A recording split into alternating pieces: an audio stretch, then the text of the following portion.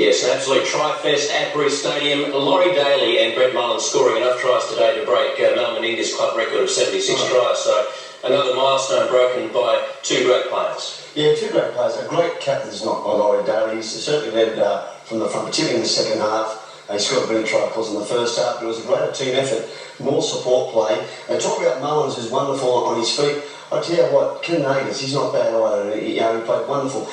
To the London Broncos, I didn't throw it in. They were tired.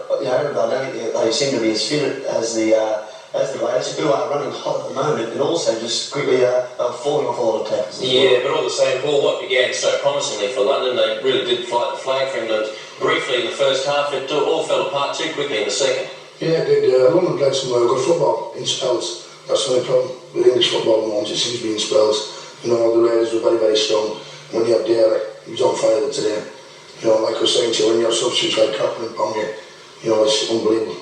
Gary, what's your feeling when you have to go out and mark up against players like Daly, and you're the last line of defence for the Salford Reds? It's a feeling that can't be all too reassuring.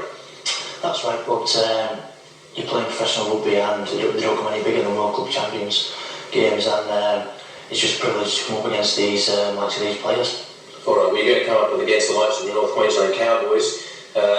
It's going to be a difficult match on Saturday night. They're playing in fine form even without some of their key forwards, so it's going to be a tough match, Paul. Yeah, it'll be a very, very tough match.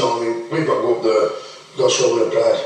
England, I know when we played against Adelaide, we played the national anthem that I went out, and I'll tell you the truth, was a bit of a tear in my head because it's the first time we know really when we went out on the field, it just didn't happen. I think it might be in your interest too for Andy Gregory to talk to the referee prior to about the play of the ball, because there seems to be a lot of controversy about it, and standing up to play the ball might give you a better chance. Well, maybe because like in England, we're setting our defence on the people standing up and playing the ball. They're not even getting off the ground and playing the ball. And by the time we've done that, we're thinking we've got another yard in hand and plenty of time, but we've not. Well, at least the centre wicket area at Stockton Stadium is nowhere near as hard as Adelaide Oval. I know that can't be too easy to take for you guys, but let's have a look at the way the competition stands at the moment. We'll start with Pool A, and of course Canberra on top, courtesy of that absolutely astonishing for and against record. I think they've scored about 24 tries in the last two games.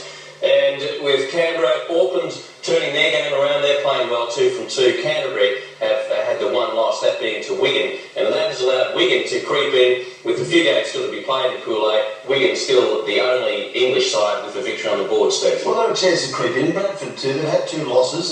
Their points for and against is not too bad, so they're probably the leading lights. If any English sides are going to get into Pool A, you'd have to be looking at Wigan and Bradford at this stage. Yeah, all right. Well, Pool B is much the same story with the Australian teams dominating Adelaide, North Queensland and Hunter, all with 2 wins from 2 games. They have 4 points each, and Perth and Sheffield still to play. But it's difficult. Maybe the Salford boys here would disagree, but it's difficult to see any of those English teams creeping up into the top 4 to make the quarters.